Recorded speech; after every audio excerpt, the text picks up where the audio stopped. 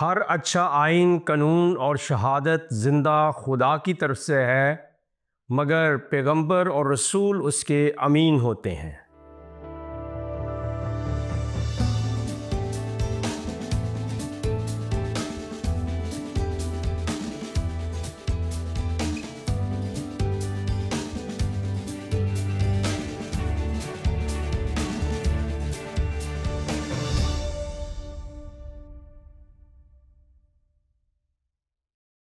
Programme دوستی کا ہاتھ بھائی صدیق کے ساتھ میں ہوں آپ کا میزبان پاسٹر صدیق پال۔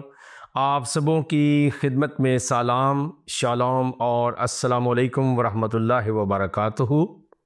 پیارے ناظرین، اپنے آج کے پروگرام کا آغاز ہم اس دعائے خیر کے ساتھ کرتے ہیں کہ آپ جہاں کہیں پر بھی ہوں سلامتی کے ساتھ ہوں، اور خدا تعالیٰ کی ذات قدوس آپ کو اور آپ کے اہل خانہ کو بڑی برکت دے، آمین۔ ہمارا سلسلہ گفتگو ہے، ہمارا موضوع ہے تاریخ اسلام،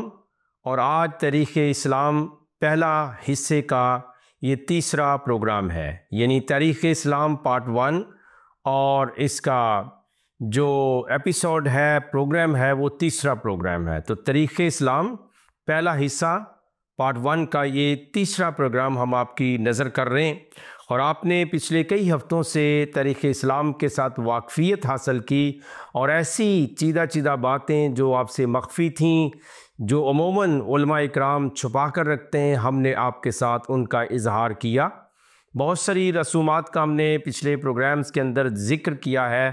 کہ گویا وہ اسلام سے پہلے بھی عربوں کے اندر رائج تھیں، وہاں ان پر عمل ہوتا تھا، اور آج بھی ان کی کئی ایک شکلیں جو ہیں اسلام کے اندر موجود ہیں۔ آئیے تھوڑا سا ہم آگے بڑھتے ہیں، اور آج ہم مہینوں کے اوپر بات کریں گے، یعنی سال اور مہینوں کا لفظ آپ نے سنا ہے، تو 4 حرمت والے مہینوں کا ذکر کریں گے، پھر پیغمبر اسلام کے آباء و اجداد کا بھی ہم ذکر کریں گے۔ تو بڑی توجہ کے ساتھ سنیے گا۔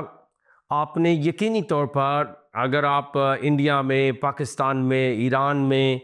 سعودی عرب میں، کہیں بھی مسلم ممالک کے اندر رہائش پذیر ہوئے ہیں یا رہتے رہے ہیں یا رہ رہے ہیں، آپ نے سنا ہوگا کہ اسلام کے اندر محرم کی بڑی قدر ہے، پھر ذی القعدہ کی بڑی قدر ہے، اور پھر ذی الحج کی بڑی قدر ہے، محرم کی،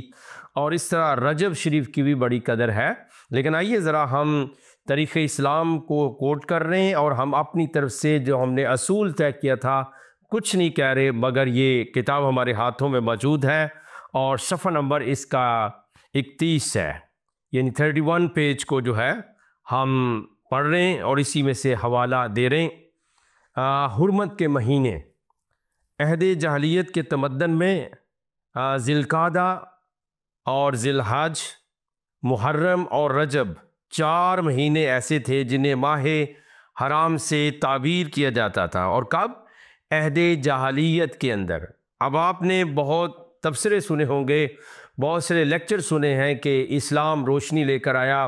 عربوں کے ہاں کوئی روشنی نہیں تھی، بلکہ وہ گٹا ٹوپ اندھیروں کے اندر ڈوبے ہوئے تھے، ان کے ہاں کوئی تمدن نہیں تھا۔ جب وہ پکچرائز کرتے ہیں اسلام کو تو ایسے بیان کرتے ہیں جیسے وہاں کچھ بھی نہیں تھا، مگر تاریخ آئینہ دکھاتی ہے، تاریخ جو ہے وہ حقائق کو سامنے لے کر آ جاتی ہے۔ تو یہاں پر لکھی ہوئی بات آپ سے عرض کر رہا ہوں، کیونکہ آپ جب مولانا صاحب سے پوچھیں گے وہ کہے گا جی محرم شریف، ربیع الاول شریف، ذی القعدہ شریف، اور پھر ذی الحج شریف، پھر محرم شریف، رجب شریف، یہ سارے مہینوں کے نام وہ آپ کو شریف کر کے بتائیں گے، گویا انہوں نے انٹروڈیوس کیے، یہ اسلام نے یہ دیے، لیکن کتاب یہ بتا رہی ہے، تاریخ اسلام یہ بتا رہی ہے۔ اور آج تاریخ اسلام حصہ اول کا تیسرا پروگرام ہے کہ عہد جاہلیت کے اندر تمدن میں ذی القعدہ، ذی الحجہ، محرم اور رجب 4 مہینے تھے جنہیں حرام قرار دیا گیا تھا۔ ان 4 ماہ کے دوران ہر قسم کی جنگ و خون ریزی ممنوع تھی، البتہ اس کے بدلے تجارت،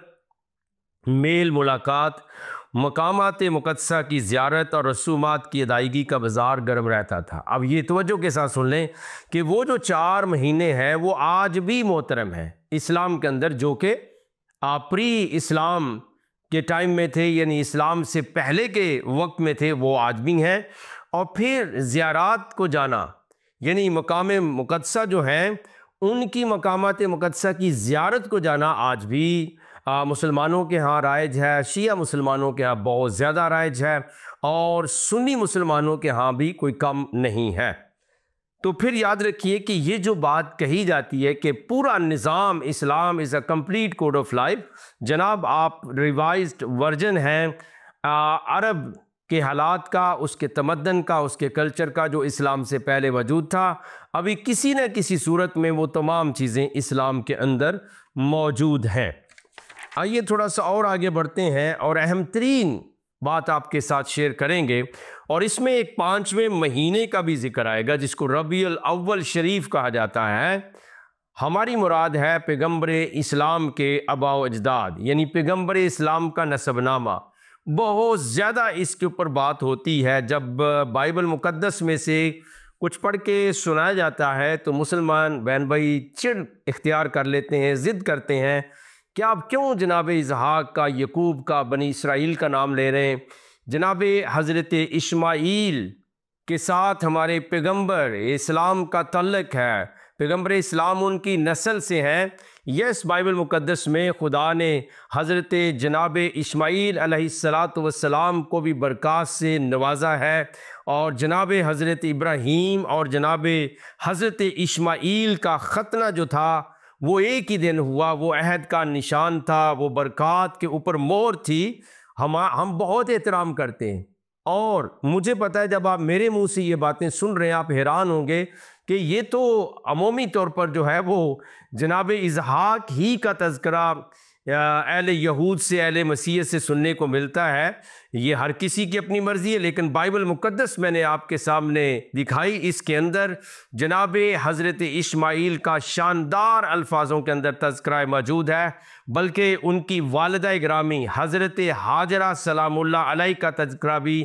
عجیب طریقے سے موجود ہے۔ اور یاد رکھیے آلدو مسلمان یہ کہتے ہیں کہ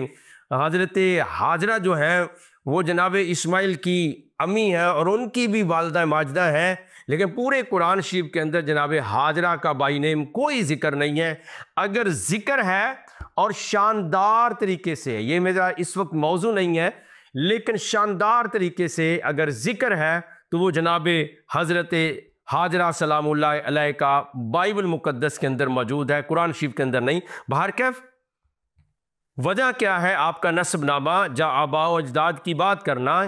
کہ عمومی طور پہ روایت آپ کو یہ سننے میں ملے گی کہ جناب پیغمبر اسلام جناب حضرت اسماعیل علیہ السلام کی نسل سے ہیں۔ آئیے ذرا کتاب کا احوال سنتے ہیں،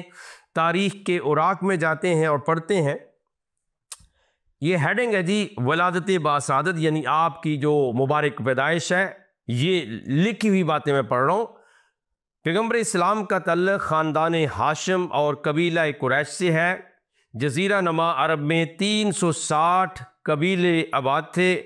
ان میں قریش شریف ترین قبیلہ تھا، اور اسی طرح 360 بت بھی کعبہ کے اندر تھے، یعنی ہر قبیلے کا اپنا خدا تھا، ہر قبیلے کا اپنا بت تھا، ہر قبیلے کے اپنے رسم و رواج تھے۔ تو وہ کہتے ہیں کہ سب سے شریف ترین جو قبیلہ تھا وہ قریش تھا، اور ماہرین شجرہ نسب کی اصطلاح میں قریش انہیں کہا جاتا ہے حضرت نضر بن کنانہ کی نسل سے ہوں، اور پیغمبر اسلام کے وہی 12ویں جد امجد ہیں، یعنی 12ویں بزرگ ان کے بڑے بزرگ جو ہیں وہ ہیں۔ اور آپ کے چوتھے جد اعلیٰ حضرت قسی بن کلاب کا شمار قبیلہ قریش کے سرکردہ افراد میں ہوتا ہے۔ انہوں ہی نے کعبے کی تولیت یعنی کنجی قبیلہ خزایا کے چنگل سے نکالی تھی، ان ہی نے حرم کے مختلف حصوں میں اپنے قبیلے کے افراد کو آباد کیا، اور کعبہ کی تولیت یعنی متولی، یہ لفظ بائبل مقدس کے اندر بھی استعمال ہوا ہے اردو ترجمہ کے اندر، تو تولیت جو تھی کعبے کا متولی ہونا وہ ان کے نزدیک تھی، ان کے ہاں تھی۔ پھر کہتے ہیں کہ پیغمبر اسلام کے جو بڑے تھے ان کے آباء و اجداد، ان کے بڑوں کے نام کیسے تھے؟ تو مورخین نے یہ صفحہ نمبر 35 پڑھ کے سنا رہا ہوں جی۔ مورخین نے پیغمبر اسلام کے آباء و اجداد میں حضرت عدنان تک، یہ خاص شخصیت کا نام ہے، حضرت عدنان تک 21 پشتوں کے نام بیان کیے ہیں، حضرت عدنان تک۔ عدنان عام فہم نام ہے مسلم معاشروں کے اندر، تو کرسچن معاشروں کے اندر بھی ہے، لوگ عدنان نام رکھ لیتے ہیں۔ حضرت عدنان تک 21 پشت کے نام بیان کی گئے، ترتیب ذیل درج ہے اور متفق رائے ہے، یعنی اس کے اوپر اتفاق ہے کہ حضرت پیغمبر اسلام کا جو سلسلہ ہے وہ 21 میں جو بزرگ ہیں حضرت عدنان تک جا کر ملتا ہے، اس کے اوپر اتفاق ہے۔ ان میں جی آپ کے والد گرامی کا نمبر پہلا آتا ہے حضرت عبداللہ، حضرت عبد المطلب، حضرت ہاشم، حضرت عبد مناف، حضرت قیس، حضرت کلاب، حضرت مرہ، حضرت کعب، حضرت تولی، حضرت غالب، حضرت مہر، حضرت مالک، حضرت نصر، حضرت کنانہ، حضرت خزیمہ، حضرت مدرکہ، حضرت الیاس، حضرت مضر، حضرت نزار، حضرت ماد اور حضرت عدنان۔ یہاں تک 21 جو سلسلے ہیں وہ پیغمبر اسلام سے لے کر حضرت عدنان تک پہنچتا ہے، اور پھر انہوں نے پہلے لکھا ہے کہ حضرت عدنان تک 21 پشت کے نام بیان کیے ہیں، ترتیب ذیل اسما پر سب متفق رائے ہیں، یعنی سب اتفاق کرتے ہیں۔ لیکن آگے چل کے سنیے، حضرت عدنان سے اوپر حضرت ابراہیم تک اور حضرت ابراہیم خلیل سے حضرت آدم صفی اللہ تک کی ترتیب کے بارے میں اختلاف ہے۔ اس سلسلے میں پیغمبر اسلام کی اپنی روایت بیان کی گئی ہے، یعنی معاملے کو سمجھ لیجئے کہ عمومی تصور، عمومی واس، عمومی عقیدہ یہ ہے کہ جناب پیغمبر اسلام، جناب حضرت محمد جو ہیں وہ جناب حضرت اسماعیل کی اولاد سے ہیں، اور یوں ان کا تعلق حضرت ابراہیم کے ساتھ جوڑا جاتا ہے۔ لیکن تاریخی حقائق کی روشنی میں 21ویں بندے تک، 21ویں بزرگ تک، حضرت عدنان تک پہنچ کر یہ اختلاف کا باعث ہو جاتا ہے کہ آپ کا سلسلہ نسب، آپ کا شجرہ نسب کیا حضرت اسماعیل علیہ السلام اور پھر حضرت ابراہیم سے ملتا بھی ہے یا نہیں بھی ملتا ہے۔ اور اس واقعے کی بڑی اہمیت ہے، کیونکہ آپ کو پتہ ہے کہ تمام انبیاء کرام علیہ السلام اور بڑی کتابیں توراۃ شریف، زبور شریف، انجیل شریف، صحائف انبیاء کن کے اندر آئے؟ یہ بنی اسرائیل کے اندر آئے، اور اسلامی مذہب کے اندر یہ ہمیں روایت ملتی ہے کہ جناب پیغمبر اسلام عرب کے اندر آئے اور ان کا تعلق حضرت اسماعیل کے ساتھ جوڑا جاتا ہے۔ لیکن یہ کتاب بتا رہی ہے کہ اس میں اختلاف ہے، 21 بزرگوں تک تو آپ کا تعلق ثابت ہے، لیکن حضرت عدنان سے اوپر جا کر حضرت ابراہیم، اسماعیل کے ساتھ جو تعلق جڑا جاتا ہے وہ نہیں جڑتا، اور اس میں اختلاف موجود ہے۔ اور پیغمبر اسلام نے خود بیان کیا ہے، جب میرے نسب کے بارے میں حضرت عدنان تک پہنچو تو توقف کرو، ہم یہاں مختصر طور پر آپ کے آباء و اجداد میں چند کا حال بیان کریں گے۔ وہ کہتے ہیں کہ پیغمبر اسلام نے خود کہہ دیا، اب وقفہ اختیار کرو، اب اس کے اوپر بحث نہ کرو، اب اس کے اوپر دلیلیں نہ دو، لڑائی جھگڑا نہ کرو، اور خامخواہ کی ایک جو ہے وہ ٹسل اور بحث جو ہے وہ نہیں کرنی چاہیے، بلکہ یہ کیا جاتا ہے اور لوگوں کو سننے کو ملتا ہے۔ لیکن وہ کہتے ہیں کہ ان کے جو بڑے 4 بزرگ تھے یا چند بزرگ تھے، ان کے نام حضرت عبد مناف، وہ کہتے ہیں کہ حضرت کسی کے عبد الدار، عبد مناف، عبد العزیٰ اور عبد کسی 4 فرزند تھے، ٹھیک ہے جی۔ پھر وہ کہتے ہیں حضرت ہاشم کا تذکرہ ملتا ہے، تو ان حضرت ہاشم کے جو فرزند تھے، حضرت کسی کے فرزند مکہ سے متعلق معاملات اور کعبہ کی تولیت کا انتظام کسی اختلاف و قضیے کے بغیر انجام دیتے رہے، ٹھیک ہے جی۔ تو یہ جناب ان کے چند بزرگوں کا نام ہے کہ کعبہ کی خدمت ان کے سپرد تھی۔ پھر وہ کہتے ہیں کہ حضرت ہاشم کے ذمے یہ تھا کعبے کا انتظام کرنا، مگر ان کی وفات کے بعد عبدالدار، عبد مناف کے لڑکوں کے درمیان کعبہ کے عہدوں کے بارے میں اختلاف ہو گیا، یہ کبھی نہیں بیان کیا جاتا۔ بالآخر فیصلہ اس بات پر ہوا کہ کعبے کی تولیت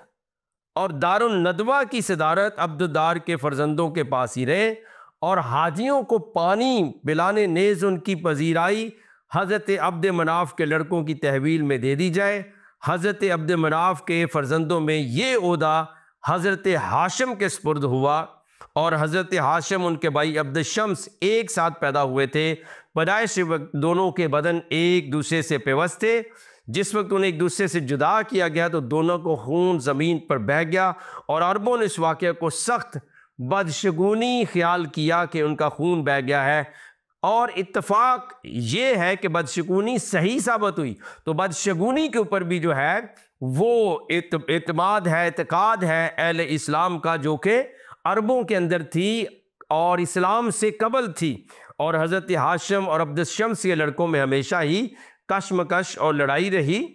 پھر کہتے ہیں کہ عبد الشمس کا لڑکا امیہ پہلا شخص تھا جس نے حضرت ہاشم کی مخالفت شروع کر دی۔ اب عبد الشمس کا لڑکا امیہ، اور یاد رکھیے کہ امیہ کا نام جو ہے، ابو سفیان کا نام جو ہے، امیر معاویہ کا نام جو ہے، اور یہ بڑے کھٹتے ہیں نام، رائٹ جی، اور ان کے ہاں بڑا مسئلہ ہے، بحث ہے، اختلاف ہے۔ کہتے ہیں اس نے جب فرزندان عبد مناف میں سے حضرت ہاشم میں عزت و شرف، بزرگواری جیسے اوصاف پائے تو ان سے حسد کرنے لگا، اور اپنے چچا کے ساتھ چشمک اور مخالفت پر اتر آیا۔ چنانچہ یہیں سے بنی ہاشم اور بنی امیہ، یعنی خاندان بنو امیہ یا بنی امیہ جن کو کہتے ہیں، جن سے ابو سفیان اور پھر امیر معاویہ اور پھر یزید، لکھا ہے کہ بنو امیہ کے درمیان مخالفت و دشمنی شروع ہوئی، جو ظہور اسلام کے بعد بھی جاری رہی اور جاری ہے، اور قیامت تک یہ جاری رہے گی، کیونکہ شیعہ سنی کے اتحاد کے اوپر جتنی بھی کانفرنسز کر لیں ان کے بنیادی عقائد کے اندر فرق ہے۔ بس موٹے موٹے میں عقائد عرض کر دیتا ہوں، وہ ایک قرآن پر متفق نہیں ہے۔ جو قرآن میرے ہاتھوں میں موجود ہے، قرآن شریف، اس پہ متفق نہیں ہے، اور اس کی موٹی سی تقسیم کیا ہے کہ سنی علماء کرام کہتے ہیں کہ یہ قرآن جیسے جو ہے لوح محفوظ پہ تھا ویسے ہی آج ہمارے ہاتھوں میں موجود ہے، مگر شیعہ جو علماء ہیں وہ یہ کہتے ہیں کہ موجودہ قرآن ترتیب نزولی کے مطابق نہیں تھا، اور اگر اصول تقیہ یعنی چھپانے کے قانون کو وہ نہ ملحوظ خاطر رکھیں تو ان کا کہنا یہ بھی ہے کہ صحیح جو نسخہ تھا وہ کس کے پاس تھا، وہ جناب حضرت علی کا مصحف جو صحیح تھا، اور پھر وہ کہتے ہیں کہ امام غائب، امام زمانہ کے پاس ہے، اور سنیوں میں سے صرف ایک عالم کو میں نے دیکھا، اور کے بھی اختلافات موجود ہیں۔ اگر آپ علامہ جلال الدین سیوطی کی الاتقان پڑھتے ہیں، وہاں بھی صورتوں میں آیات میں اختلاف، مگر علامہ تقی عثمانی صاحب نے، کراچی کے یہ عالم ہے، انہوں نے باقاعدہ اپنی کتاب علوم القرآن میں لکھا ہے کہ موجودہ قرآن جو ہے وہ ترتیب نزولی کے مطابق نہیں ہے، اور کسی کو کچھ یاد بھی نہ رہا کہ کون سی آیت کہاں پر اتری ہے۔ پھر حضرت عبداللہ بن مسعود کا جو اختلاف ہے وہ بھی تاریخ کی کتابوں میں درج ہے۔ بہرکیف ہم تھوڑا اور آگے بڑھتے ہیں کہ یہ خاندان بنو امیہ اور بنو ہاشم کے درمیان میں جو ہے وہ مخالفت، لڑائی جھگڑا جاری تھا، اسلام سے پہلے، اسلام کے بعد میں بھی، آج بھی ہے، اور یہ جاری ساری رہے گا۔ پھر کہتے ہیں کہ چنانچہ حضرت ہاشم اس فرض کو انجام دینے میں جو ان کے ذمہ تھا، کوئی بھی اس کے اندر چیز مس نہیں کرتے تھے۔ چنانچہ جیسے ہی حج کا زمانہ شروع ہوتا تو وہ قبیلہ قریش کی پوری طاقت، قوت، وسائل، امکانات کو بیت اللہ کی خدمت کے لیے بروئے کار لاتے، اور پھر زمانہ حج کے درمیان جس قدر پانی، خوراک کی ضرورت ہوتی وہ اسے فراہم کرتے اور حاجیوں کی وہ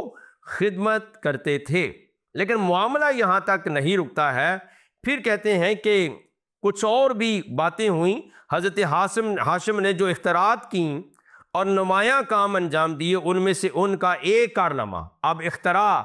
انہوں نے خود سے کریٹ کیا، خود سے بنایا، اور یہ کب کی بات ہو رہی تھی؟ اسلام سے پہلے کی باتیں ہو رہی ہیں۔ کہتے ہیں کارنامہ یہ بھی تھا کہ انہوں نے قریش کی محدود کاروباری منڈی کو جھاڑوں اور گرمیوں کے موسم میں تجارتی سفروں کے ذریعے وسعت بخشی، اور اس منطقی کی اقتصادی زندگی میں حرکت پیدا کی، یعنی اس نقطہ تک لے گئے کہ کاروبار کے اندر حرکت پیدا ہونا شروع ہو گئی۔ اور پھر حضرت ہاشم جو ہے 20 یا 25 سال کی عمر میں تجارتی سفروں کے درمیان غزہ نامی مقام پر انتقال کر جاتے ہیں، اور حضرت عبد المطلب کا ذکر اب شروع ہونے والا ہے۔ اور میں پیشگی بتا دوں کہ بہت سے لوگوں کو نہیں پتا ہے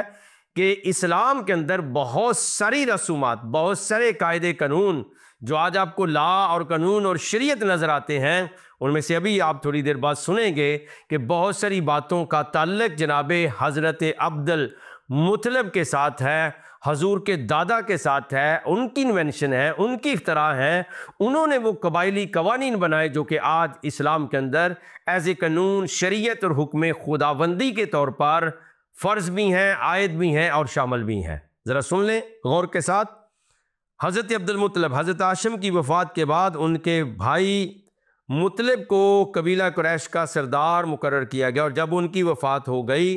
تو ان کے فرزند حضرت شیبہ کو، کہ جنہیں لوگ عبد المطلب کہتے تھے، قریش کی سرداری دی گئی۔ حضرت عبد المطلب کو اپنی قوم میں خاص مقام حاصل تھا اور لوگوں کے درمیان وہ پسندیدہ تھے، اچھے اوصاف کے مالک تھے، اور پیغمبر اسلام ان کے دادا بھی بہت دانشمند و بردبار شخص تھے۔ وہ اپنی قوم کے لوگوں کو اخلاق کی بلندی اور جور و ستم سے، کنارہ کشی، برائیوں سے بچنے، پس باتوں سے دور رہنے کی تعلیم دیتے۔ ان کا یہ قول تھا، ظالم آدمی اپنے کیے کی سزا اسی دنیا میں پاتا ہے، اور اگر اسے اپنے کیے کا بدلہ اس دنیا میں نہیں ملتا تو جہان آخرت میں یہ صلہ اسے ملے گا۔ یہ اس عالم کی، عالم دنیا اور عالم آخرت کی باتیں تو آپ کے دادا جان بھی کرتے تھے، تو یہ اگر کہا جائے کہ عالم آخرت کا کسی کو کچھ پتہ نہیں تھا، یہ تاریخ اسلام آپ کو بتا رہی ہے کہ یہ سب کچھ وہاں پر موجود تھا، جن کو آج ہم نے آئین اور حکم خداوندی بنا کر لوگوں کو ڈراتے بھی ہیں، لیکن ہمیں حقائق کا پتہ نہیں ہے۔ تھوڑا سا اور آگے بڑھتے ہیں۔ اپنے اس عقیدے کی بنا پر انہوں نے اپنی زندگی میں کبھی نہ شراب کو ہاتھ لگایا، یہ تاریخ اسلام پیج نمبر 39 پر لکھا ہے،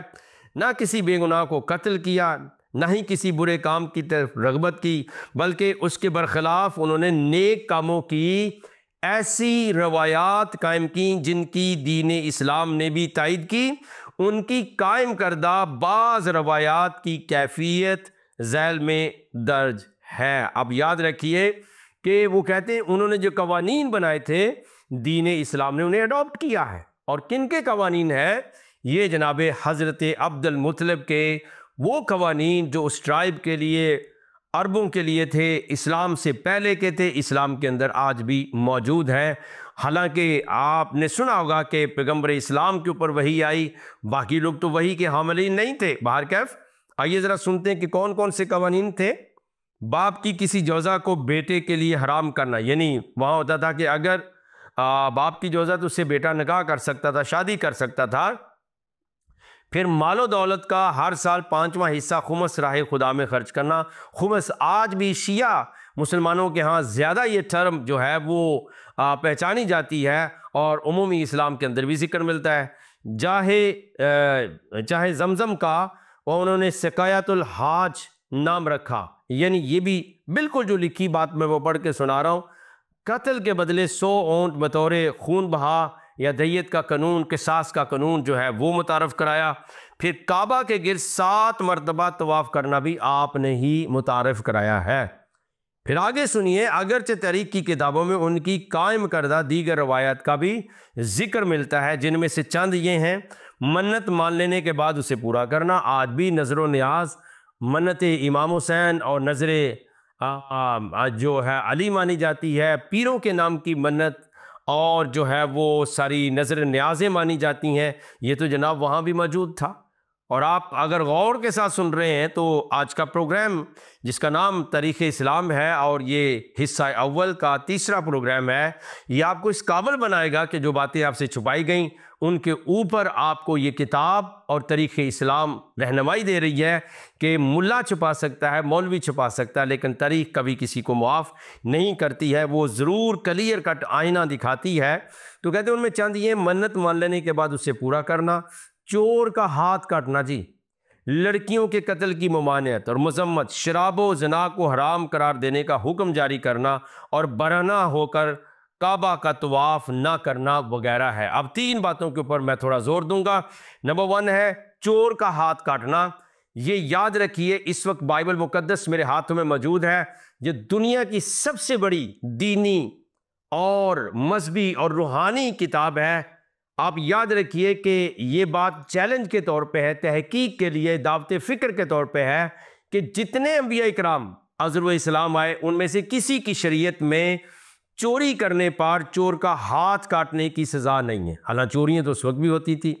موسیٰ علیہ السلام شریعت ریٹن شریعت خدا نے دی، ان کی شریعت میں بھی نہیں تھا۔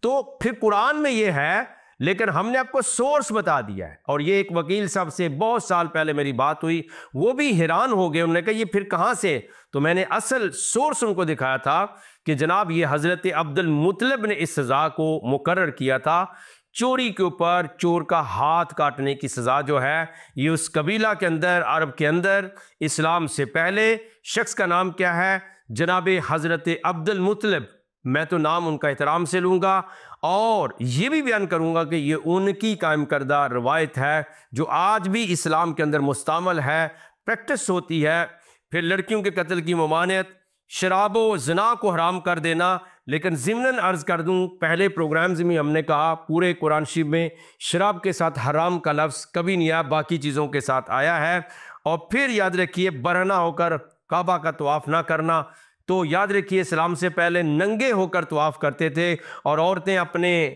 اعضائے مخصوصہ کو جو ہے وہ پتھروں کے اوپر رگڑتی تھیں، اور بہت ساری اور بھی غلیظ تاریخ موجود ہے جو کہ یہاں میں بیان نہیں کر سکتا، لیکن یہ اسلام سے پہلے کی بات ہے۔ اور پھر اسلام نے اس کو ایمنڈ کر دیا، وہ ننگے ہو کر کرتے تھے۔ لیکن آپ کہتے ہیں کہ اسلام نے منع کیا ہے، نو، عبد المطلب آپ کے دادا نے منع کیا ہے۔ پیارے عزیزو، یہ بہترین پروگرام ہے جس کو آپ سیکھ کر سمجھ کر دوسروں کے ساتھ حقائق کو شیئر کر سکتے ہیں۔ تھینک یو سو مچ۔ وقت دعا ہے۔ رب کائنات، آسمان اور زمین کے مالک اور خالق، آسمانی روحانی باپ یسوع مسیح کے نام سے آپ کا شکر، آپ کی تعریف ہو۔ ناظرین کو ہم سب کو بڑی برکت دیجئے، خود سیکھتے ہیں دوسروں کو سکھانے کا فضل عطا فرما، ہم گھٹیں اور آپ بڑھتے چلے جائیں۔ یہ دعا ہم تیرے کلمت اللہ، روح اللہ، آیت اللہ، نور مجسم، کلام مجسم حضرت خداوند یسوع المسیح کے وسیلے سے مانگتے اور پا لیتے ہیں اور آپ کا شکر کرتے ہیں۔ آمین ثم